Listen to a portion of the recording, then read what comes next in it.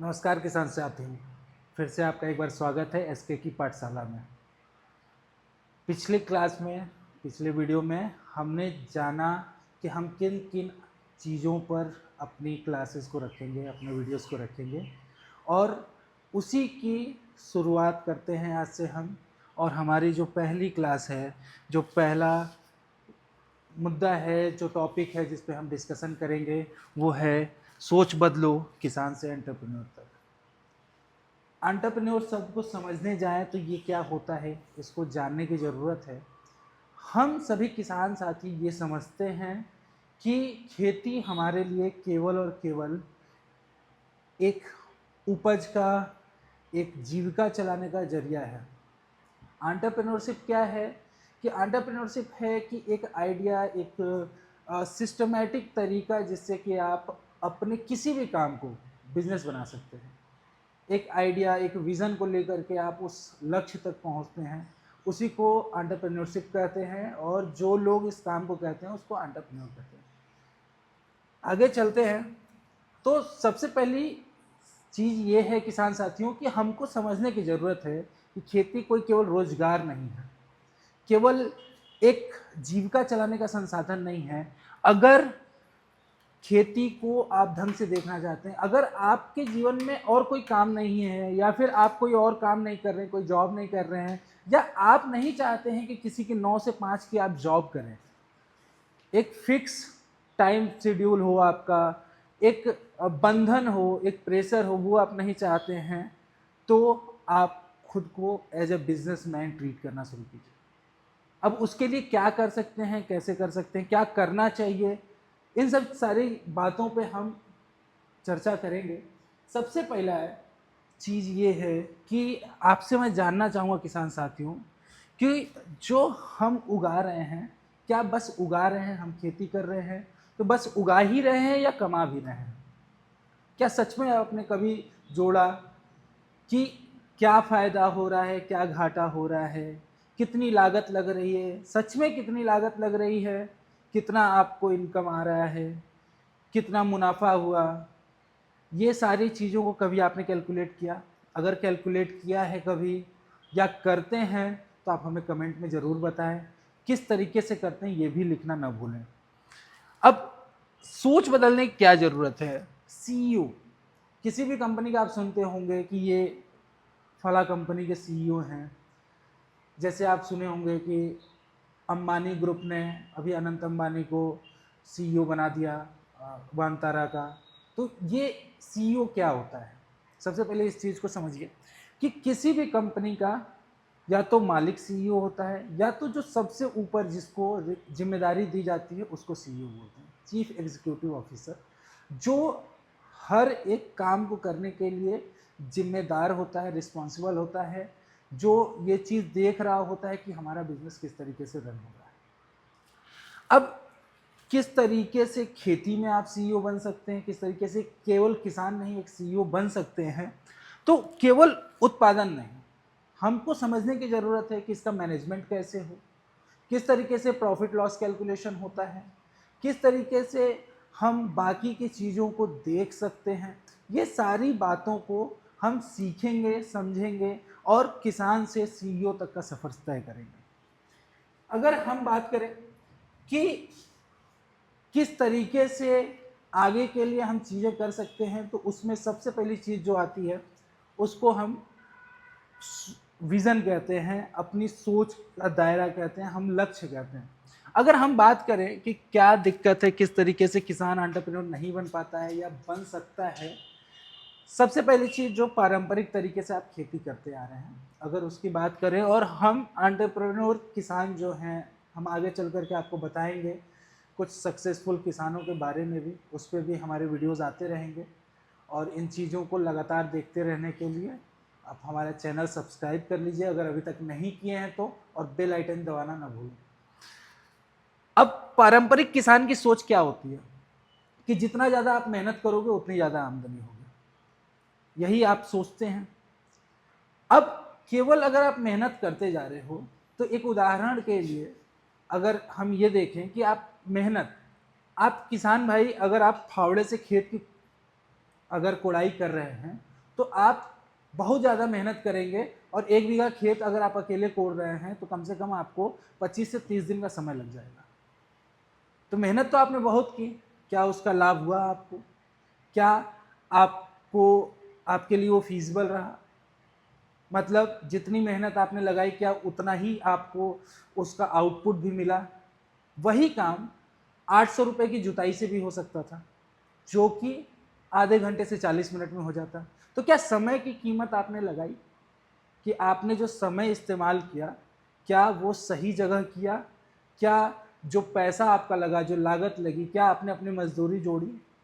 तो ये सारे सवाल हमें अग्रसर करते हैं किसान से एंटरप्रेन्योर की तरफ। तो पारंपरिक सोच जो हमारी है कि हम बहुत ज़्यादा मेहनत करेंगे तो बहुत ज़्यादा हमको आमदनी होगी, उसी सोच को बदलने की ज़रूरत है। एक एंटरप्रेन्योर ऐसे सोचता है कि कोई चीज़ को हम किस तरीके से प्लान करते हैं, फिर उसके हिसाब से मेहनत करते हैं। तो जब कोई भी चीज़ आप प्लान करते हैं, किसी चीज़ को एक फिक्स ढांचे में डालते हैं और फिर आप उस पर मेहनत करते हैं, तो आपकी कम मेहनत में आपको ज़्यादा आमदनी है। अब मंडी के भरोसे आप बैठे हैं कि मंडी का भाव क्या होगा, तो मंडी का भाव ऊपर नीचे होता रहता है। जैसे अगर हम बात करें टमाटर की ही, अगर खेती की बात करें, तो टमाटर का अगर आप दाम देखेंगे तो पिछले 2-3 सालों में 50 पैसे से लेकर के 200 रुपये किलो, 250 रुपये किलो तक का ये वेरिएशन आपको मंडी में दिखता है।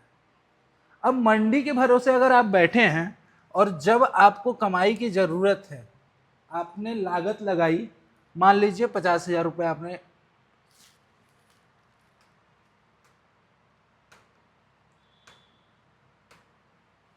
मान लीजिए आपने 50,000 रुपये खेत में लगाए,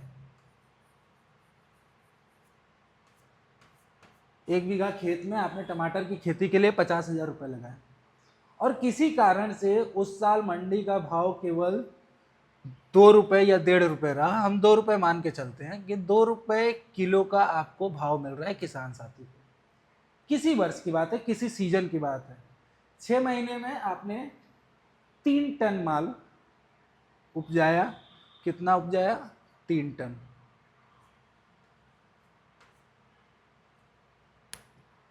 कुल आमदनी आपकी कितनी हुई? 60,000 रुपये।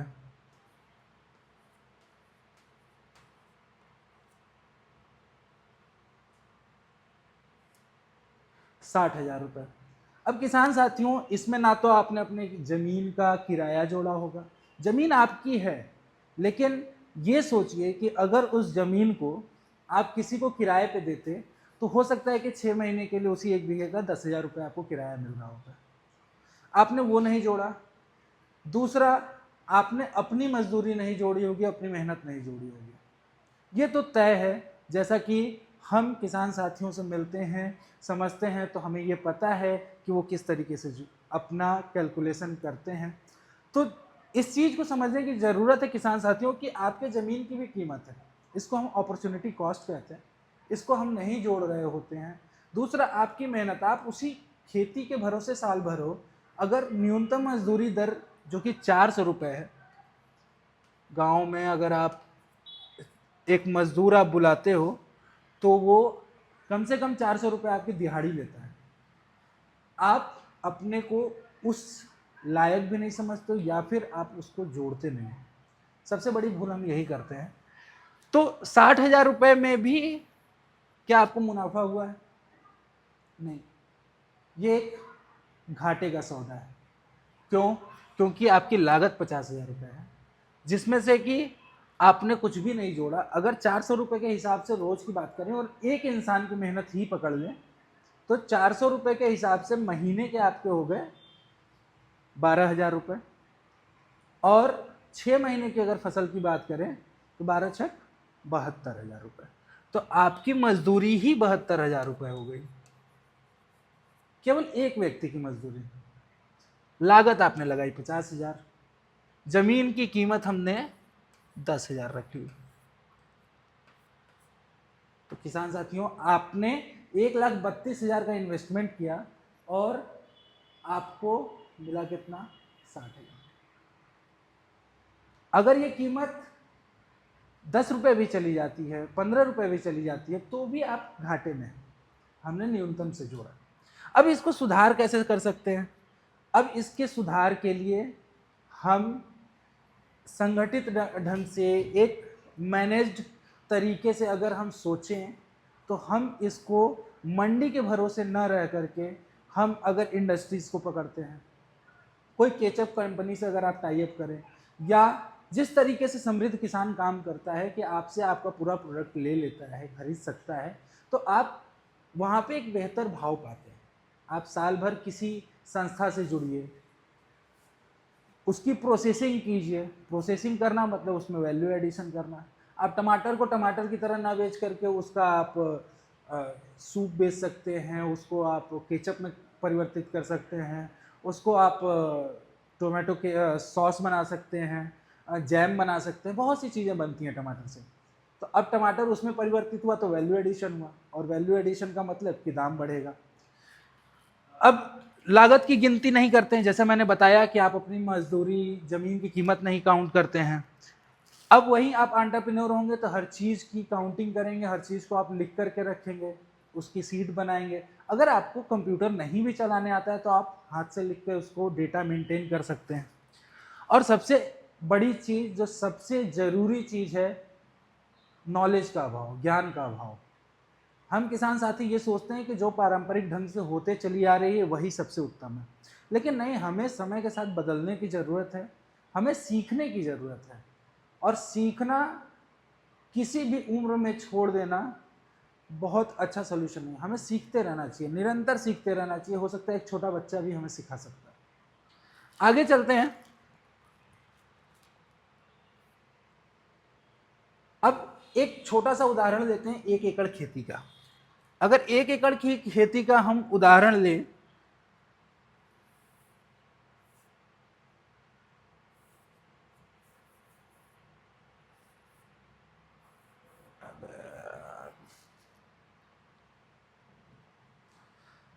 एक एकड़ की खेती का अगर हम उदाहरण लें,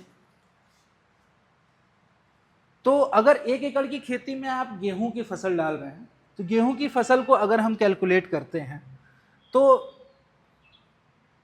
गेहूं की फसल में सबसे पहले 1 एकड़ ज़मीन का दाम अगर हम जोड़ दें तो 1 एकड़ ज़मीन का दाम 20 से 25 हज़ार रुपये, जो कि अलग अलग मार्केट में अलग अलग तरीके से हो सकता है। आपकी ज़मीन हो सकती है कि आप बिहार में हो, नहर की सुविधा हो, तो वहाँ पे ज़मीन का भाव 25 हज़ार रुपये बीघे भी हो सकता है, जिसका मतलब हुआ कि लगभग 37 से 40 हज़ार रुपये एकड़ की ज़मीन हो गई साल भर के लिए। हम 6 महीने की फसल पकड़ के चलते हैं, तो अगर उसको देखें तो 20 हज़ार रुपये किराया हो गया। तो 20 हज़ार रुपये हम किराया मान लेते हैं। 20 हज़ार रुपये किराया हो गया। अब जो हमारे यहाँ चलता है कि हम जब जुताई कराते हैं तो हम 800 से 1000 रुपये जुताई का होता है। तो आप एक जुताई कराएंगे खेत बीज डालने से पहले, तो 1000 रुपये आपकी एक जुताई का हो गया, और दूसरी जुताई कराते हैं आप बीज डाल करके, तो ये हो गया आपके 2000 रुपये। अब दूसरा, इसके बाद बीज की बात आती है। बीज मार्केट में आपको उपलब्ध है 100 रुपये से लेकर के 200 रुपये किलो का। और जो अभी तक पारंपरिक ढंग से अगर बात करें तो हमारा चलता है हिसाब, जो हम लोग लेकर के चलते हैं वो लेकर के चलते हैं 50 किलो के करीब बीघे पे। तो अगर 1 एकड़ की बात है तो लगभग लगभग 75 किलो के आसपास बीज होगा। और 100 रुपये भी अगर हम पकड़ते हैं तो 7500 रुपये का तो बीज हो गया आपका। 7500 रुपये का बीज हो गया। 3 बार गेहूं की फसल है तो 3 बार पानी देने की ज़रूरत पड़ती है। अगर नहर की सुविधा नहीं है और डीजल से आप दे रहे हैं तो 1 बार की पानी देने में आपको लगभग 10 घंटे का समय लगता है 1 एकड़ में। और 10 अगर 1 एकड़ में 10 घंटे का समय लग रहा है, और आज के डेट में अगर डीजल मोटर से अगर आप पानी दे रहे हैं तो 200 रुपये प्रति घंटे का दर चलता है। तो 1 बार पानी सिंचाई करने का 2000 रुपये हुआ, और 3 बार आप कर रहे हैं तो 6000 रुपये आपकी सिंचाई का हो जाता है।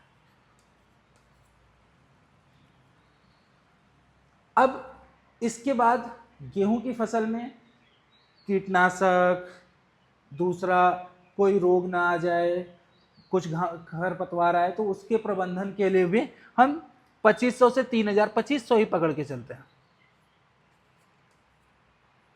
अब इसमें 1 एकड़ में हम मान के चलते हैं कि एक व्यक्ति सारा काम कर लेगा, तो एक व्यक्ति अक्टूबर में उसने बुआई करी और अप्रैल मिड में या अप्रैल लास्ट में कटाई होती है, तो अक्टूबर, नवंबर, दिसंबर, जनवरी, फरवरी, मार्च, अप्रैल, 7 महीने। 7 महीने का अगर हम रोज 400 रुपये के हिसाब से भी जोड़े तो 12,000 रुपये एक महीने के बनते हैं। 12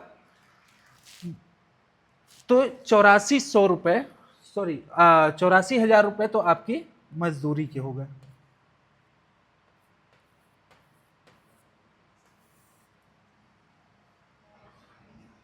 अगर इनको हम टोटल कर लें तो आपकी लागत कितनी आई?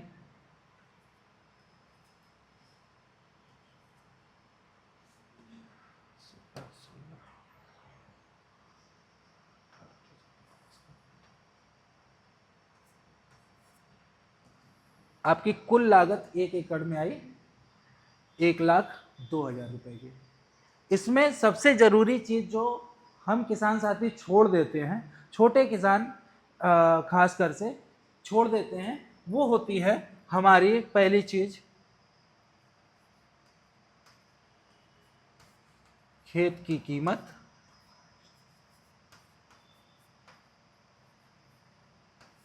और दूसरी अपनी मजदूरी।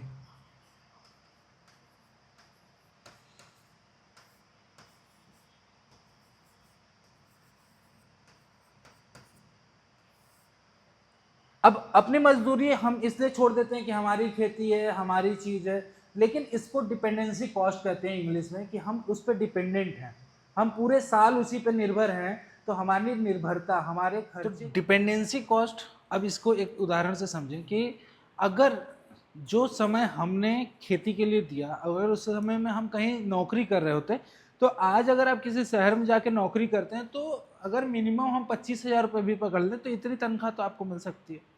और अगर 25,000 रुपये मिलते हैं आपको, तो 7 महीने का अगर आप जोड़े तो 7 महीने का आपका कितना हो गया? आपकी इनकम कितनी हो गई किसान साथियों? आपकी इनकम सीधा सीधा 1,75,000 के आसपास हो।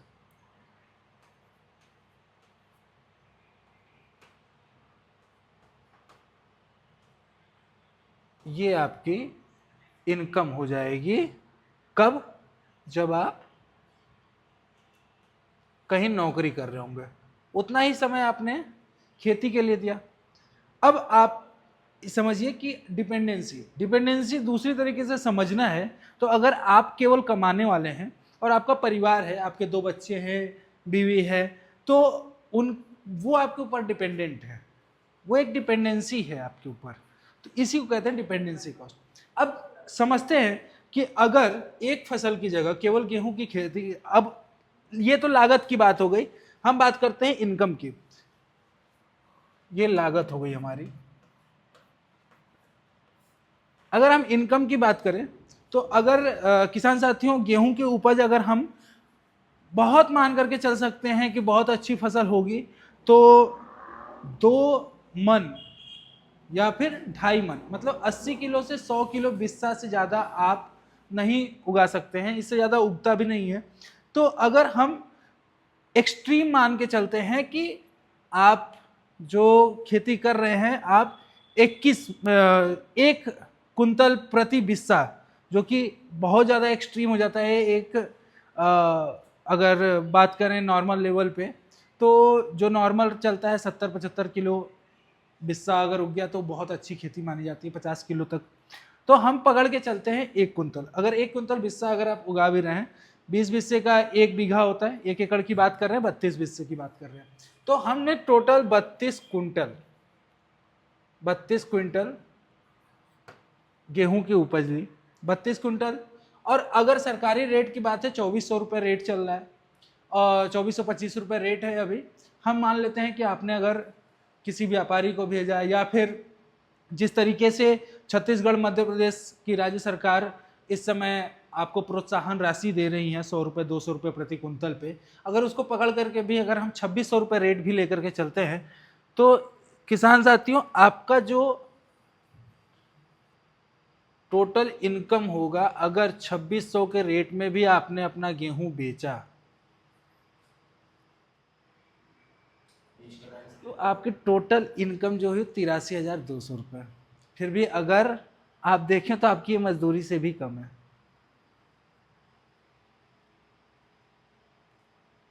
तो इस चीज़ को समझने की ज़रूरत है कि जब हम एक फसल पे, और खास करके अगर हम गेहूं सीरियल क्रॉप की बात करें, गेहूं धान की खेती करें, अब जो किसान जोड़ता है तो उसको मुनाफा अगर दिखता भी है तो कहाँ दिखता है, मैं आपको बताता हूँ। इसमें मुनाफा आपको दिखेगा कब दिखेगा, जब आप साल भर की इनकम जब जोड़ते हैं तो साल भर में आप 2 फसल लेते हैं, धान और गेहूं की। अब इसमें धान की कीमत नहीं जोड़ी हुई है, धान की ना लागत जोड़ी है ना धान की इनकम जोड़ी हुई है।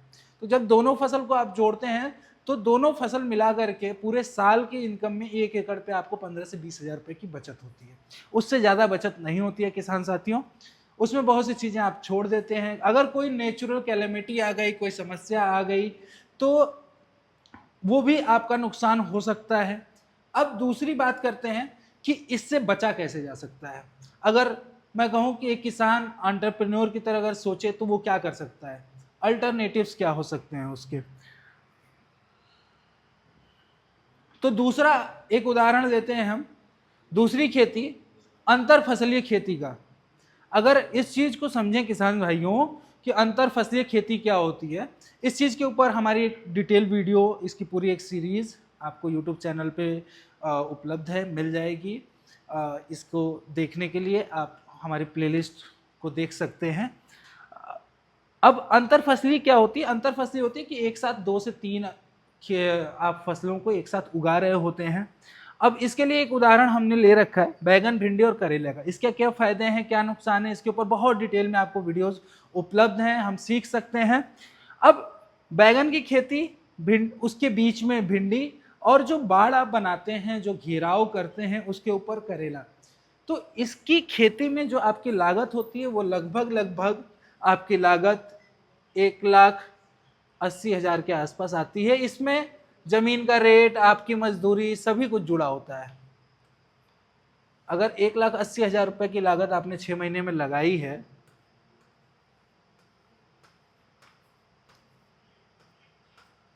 और केवल करेले की बात करें तो करेला आप 30 से 40,000 रुपए का यहाँ बेचते हैं, भिंडी आपकी 20 से 30,000 की जाती है, और बैंगन जो है 1 एकड़ में करीब 2.5 से पौने 3 लाख का बेचते हैं। तो लगभग 1,80,000 2 लाख रुपए का लागत लगा करके आप करीब 4 लाख का इनकम जनरेट करते हैं। तो यहां से जो आपकी बचत होती है वो करीब 2 लाख की होती है। तो इस चीज को हम ये समझें कि केवल एक फसल नहीं, हम बहु फसल पे जाएं। दूसरा चीज इसका एक फायदा कि अगर किसी रीजन से, किसी कारण से आपकी जो बैगन की फसल है वो खराब हो जाती है, बाकी 2 फसल बची रह जाती है, तो ये आपका जो घाटा है उसको बियर करता है। कैसे कि जो लागत लगी वो कम से कम आपकी नुकसान नहीं होगी। गेहूं की फसल है, अगर मान लीजिए बहुत ज़्यादा बारिश हो गई, गेहूं हुआ ही नहीं, तो पूरी की पूरी फसल आपकी बर्बाद और समय भी बर्बाद। आपके पास दूसरा वहां फसल नहीं है जो आपको बचत दे सके। किसान साथियों आगे बढ़ते हैं, इस चीज को और बेहतर समझेंगे। अब खेती में विजन क्या हो सकता है, विजन होता क्या है, विजन होता है जो हमारा दूर तक का लक्ष्य, विजन इसी को कहते हैं। विजन को समझने के लिए अगर छोटा उदाहरण लें तो जैसे बच्चे होते हैं, छोटे बच्चे जब पढ़ाई शुरू करते हैं तो उनका एक विजन होता है। बच्चे एक लक्ष्य लेकर के चलते हैं कि मुझे डॉक्टर बनना है, इंजीनियर बनना है, किसी का लक्ष्य होता है कि हमें आर्टिस्ट बनना है। तो लंबे अंतराल के लिए, लंबे समय के लिए जो लक्ष्य हम लेकर चलते हैं उसको विजन कहते हैं। अब आपका विजन क्या है ये आप सोच सकते हैं, ये आपको कोई विजन नहीं बता सकता है। आप कहाँ तक जाना चाहते हैं, क्या आप लक्ष्य रख रहे हैं, वो आपको कोई बता नहीं सकता है। आप आइडिया दूसरे से ले सकते हैं, आप दूसरे से चीज़ों को समझ सकते हैं कि उसने ऐसा किया तो मैं भी ये चीज़ कर सकता हूँ, लेकिन विजन सोचने से पहले, आइडिया को फाइनल करने से पहले आपको अपने आसपास की चीज़ों को देखना है कि क्या आपके पास इस तरीके की खेती है, क्या आपके पास ऐसी चीज़ें हैं, उपकरण हैं, इतना बजट है कि उसके जैसे आप आगे बढ़ सकते हैं। तो विजन सबसे पहले, जैसे उदाहरण के लिए कि आप 3 साल में क्या हासिल करना चाहते हैं। आपने लक्ष्य रखा कि 3 साल में मुझे 4 लाख 5 लाख प्रति साल का 1 एकड़ से बचाना है, या आप क्या उगाकर क्या बेचना है, किस तरीके के मार्केट को आपको कैप्चर करना है, क्या आपको अपना ब्रांड जो है अपने आपको अपना विश्व पटल पे नाम बनाना है, क्या आपको एक्सपोर्ट करना है। तो इस तरीके से आप अपना विजन तय कर सकते हैं। तो किसान साथियों, आप 10 मिनट 15 मिनट का समय लें, एक दिन का समय लें और सोचें कि 1 एकड़ में आप क्या करना चाहते हैं या आपका विजन क्या है, और हमें कमेंट में ज़रूर बताएं, जिस पे हम आपको मदद भी कर सकते हैं। अब एक किसान की बात करते हैं। ये किसान है समृद्ध किसान के किसान हैं रामशरण यादव जी। ये गोरखपुर के किसान हैं जो काफ़ी अच्छी खेती करते हैं, केले के काफ़ी केले का अच्छा उत्पादन करते हैं। लेकिन पिछले साल केले में इनके कीड़ों के लगने की वजह से नुकसान हुआ और काफ़ी ज़्यादा इनको नुकसान झेलना पड़ा, और इसका कुछ उपाय उनको नहीं समझ में आ रहा था। हमसे जुड़े, हमसे बात किए, हमारी सलाह लिए, हमारी कंसल्टेंसी लेते हैं, और ये हमारे रेगुलर किसान हैं, हमारे साथ जुड़े हुए हैं। तो ये पहले करते क्या थे कि केवल केले की खेती करते थे। अब केवल केले की खेती थी, इनके ऊपर कीड़ों का अटैक हुआ इनकी फसल पे और पूरी फसल बर्बाद हो गई। ये किसान 5 एकड़ में केले की खेती करते हैं, काफ़ी ज़्यादा नुकसान हुआ इनको। फिर चूंकि ये पहले पिछले 15 से 20 साल से केले की खेती करते आ रहे हैं, इस तरीके का नुकसान पहले भी देखे हैं, लेकिन उनको जानकारी नहीं थी, उन्होंने कभी इस चीज़ पे रिसर्च करने की कोशिश नहीं की। हमसे जुड़े, हमारे साथ जुड़ करके चीज़ों को समझने की कोशिश की। हमने पहले सबसे पहले सॉइल की टेस्टिंग कराई उनकी, बहुत सी चीज़ों को देखा। केले के लिए उपयुक्त ज़मीन है, कोई दिक्कत नहीं है केले की खेती से। फिर हमने उनको सुझाव दिया केले के साथ करेला और हल्दी की खेती को। हल्दी कई तरीके से लाभदायी है। केले की डिस्टेंस जो हम छोड़ते हैं, कुछ लोग 5x5 पे लगाते हैं, कुछ लोग रो वाइज लगाते हैं, 8x5 पे लगाते हैं, अलग अलग तरीके हैं। तो केले के बीच में जो जगह है उसका यूटिलाइजेशन भी हो जाए, और ऐसी फसल लगाएं जिसकी वजह से जो छाए में भी हो सके, क्योंकि केले के पत्ते बड़े होते हैं, छाएदार होते हैं, तो छाए में भी हो सके, अच्छी इनकम भी दे सके। तो केले के बाड़ पे हमने लगाया करेला, और केले के बीच में जो स्पेस थी, इंटर स्पेस में इंटरक्रॉपिंग की हमने हल्दी से। अब हल्दी को कितना भी पानी लगे कोई दिक्कत नहीं है, तो केले के साथ 2 फेवरेबल कंडीशन की फसलें हमने लगाई, और जो उनका नुकसान हुआ था उससे अधिक मुनाफा, जो पहले वो 30 40 50 हज़ार का मुनाफा कमा रहे थे केले से, केवल केले से, वो बढ़ करके 1,80,000 का उनका मुनाफा हुआ। तो इस तरीके से अगर सोच समझ करके, प्लान करके हम केवल एक फसल नहीं इंटरक्रॉपिंग की तरफ जाएं, तो बहुत सी ऐसी चीज़ों को करते हुए हम अपना मुनाफा बढ़ा सकते हैं। जैसा कि हमने बताया कि रामशरण यादव जी समृद्ध किसान के साथ जुड़ करके खेती करते हैं, तो ये आप भी कर सकते हैं। अभी समृद्ध किसान नए फसली सीजन, नया फसल का सीजन शुरू हो रहा है। बहुत से किसान भाई अभी अपनी खेती शुरू करेंगे। जून जुलाई में उनकी सब्जियों की, धान की, अलग अलग किस्म की चीज़ों की रुपाई होगी। तो आप हमारे साथ अभी जुड़ सकते हैं, और जुड़ने पर हमारी जो कंसल्टेंसी फीस है उसमें अभी हम 25% तक की छूट दे रहे हैं।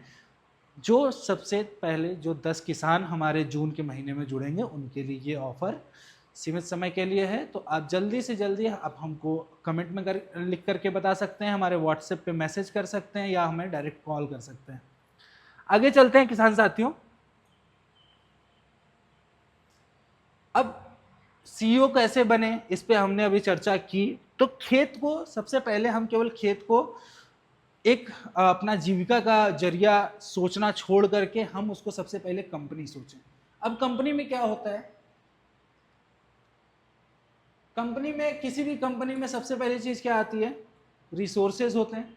जो चीज़ें आप लगा रहे हैं, पैसा हो सकता है, ज़मीन हो सकती है, इंसान का एफर्ट हो सकता है, उसमें आपका खाद पानी बीज सब कुछ रिसोर्सेज होते हैं जो आप लगा रहे होते हैं। उसके बाद बात आती है रिवेन्यू। रिवेन्यू किसको बोलते हैं? जो आपकी इनकम होती है, जो आप कमाते हैं, जो आप पूरा का पूरा पैसा जो होता है वो अर्न होते हैं। और रिस्क, अब कंपनी के मालिक आप हैं तो उसका रिस्क भी आपका होगा। तो उस रिस्क को कैसे हम कम कर सकते हैं, या रिस्क, जैसे कि आपने कोई खेती शुरू की और बाढ़ आ गई उस सीजन में, तो वो रिस्क को तुरंत रिकवर कैसे करना है, उस रिस्क से कैसे आपको बाहर निकलना है, ये सब कुछ एक कंपनी करती है, उसी तरीके से आपको करना है। अब टीम कौन होगी? आपकी मैनेजमेंट टीम कौन होगी? कोर टीम कौन होगी? कोई भी कंपनी होती है तो उसमें 2-3 लेवल की टीम होती है। एक होती है कोर टीम बोलते हैं, या फिर जो मैनेजमेंट देखती है। दूसरी होती है कि उस काम को किस तरीके से किया जा रहा है, और तीसरा एक सुपरवाइज करती है। कुछ बेसिक कंपनियों की बात करें तो अब परिवार जो है आपका, वो मैनेजमेंट टीम हो सकती है। आप, कोई उसमें रिसर्च कर सकता है, चीज़ों को, नई नई चीज़ों को सीख सकता है, कोई बाजार देख सकता है। तो ये इस तरीके से कंपनी, जिस तरीके कंपनी के ढांचे में आप आ सकते हैं। अब खर्च और कमाई, जैसे किसान भाइयों, जब हम गेहूं और बैगन की खेती का उदाहरण देख रहे थे तो हमने देखा कि उसमें हम जमीन का अपना किराया नहीं जोड़ते हैं, हम मजदूरी नहीं जोड़ते हैं अपनी, हम डिपेंडेंसी कॉस्ट नहीं, अपॉर्चुनिटी कॉस्ट कुछ भी नहीं जोड़ते हैं, हम इन चीज़ों को समझने की कोशिश भी नहीं करते हैं। तो जब आप एक सीईओ की तरह सोचते हैं, कंपनी की तरह खेत को देखेंगे, तो आप हर चीज़ को लिखिए। अब हर चीज़ को लिखने के लिए आप, अगर कंप्यूटर की जानकारी है तो एक्सेल का यूज़ कर सकते हैं, अन्यथा आप कॉपी पे भी उसको लिख सकते हैं। अब सिलसिलेवार तरीके से लिखने से क्या होता है कि जब आप उस फसल की कटाई के बाद, पैसा आने के बाद, जब आप उसको, उसकी गणना करने, उसको एनालिसिस करने बैठते हैं, तो आपको समझ में आता है कि क्या हम सही रास्ते पे हैं अपने विज़न के लिए, या कहीं दिक्कत है, तो उस दिक्कत को कैसे सही किया जा सकता है। तो सबसे पहले आपका विज़न क्या है, उसके लिए आप क्या रास्ता अपनाना चाहते हैं, क्यों करना चाहते हैं, ये तय कीजिए। हर महीने का एक एग्री कैलेंडर आप बनाइए कि कब बोना है, खाद कब देना है, ये आपका एक शेड्यूल होना चाहिए। तो आगे चलते हैं किसान साथियों। अब सोच बदलने से क्या फ़ायदा मिलेगा? सबसे पहली चीज़, आपकी लागत कम होती है। लागत कम ऐसे होती है कि आप स्मार्ट इनपुट करते हैं, बर्बादी कम होती है। बहुत सी चीज़ें हैं जो, बहुत सी टेक्नोलॉजी का आप इस्तेमाल करें तो बार बार आपको जुताई नहीं करनी होती है, बार बार बहुत सी चीज़ें करने से आप बच जाते हैं। पेस्ट कंट्रोल हो जाता है, जैसे कि बैगन और भिंडी को लगाने का फ़ायदा है कि आपको पेस्टिसाइड का इस्तेमाल कम होता है, तो वहाँ लागत आपकी बचती है, ज़्यादा मुनाफा मिलेगा। जब आप एक एंटरप्रेन्योर की तरह देख रहे हैं चीज़ों को, आप अपने प्रोडक्ट में वैल्यू एडिशन करते हैं, आप उसको मॉडिफाई कर रहे हैं, उसका फॉर्म चेंज कर रहे हैं, तो उसका दाम मिलेगा, और दाम बढ़ने से आपको फ़ायदा ज़्यादा होगा। अगर आपको फ़ायदा ज़्यादा होगा तो आपका आत्मविश्वास बढ़ेगा। आप धीरे धीरे जब अपनी ग्रोथ देखेंगे, तो आप अभी तक ज़मीन पे कर रहे हैं, बहुफसलीय कर रहे हैं, फिर बहुफसलीय से आप अलग अलग टेक्नोलॉजी के साथ आप आगे बढ़ेंगे, फिर आप हाइड्रोपोनिक्स पे जा सकते हैं, आप दूसरी टेक्नोलॉजीज़ का इस्तेमाल कर सकते हैं। जब आप सर्च कर रहे होंगे, जब आप नॉलेज गेन कर रहे होंगे, नॉलेज अपनी वृद्धि कर रहे होंगे, तो उसमें आपको बहुत से सरकारी योजनाओं के बारे में पता चलेगा। और नहीं भी पता चल पाता है, आपको कहीं लगता है आपको मदद की ज़रूरत है, तो समृद्ध किसान हर मोड़ पे आपके साथ है, आपको जानकारी भी देता रहेगा, और हम आपके बिजनेस में, आपके खेती के बिजनेस में मार्गदर्शक भी बनेंगे।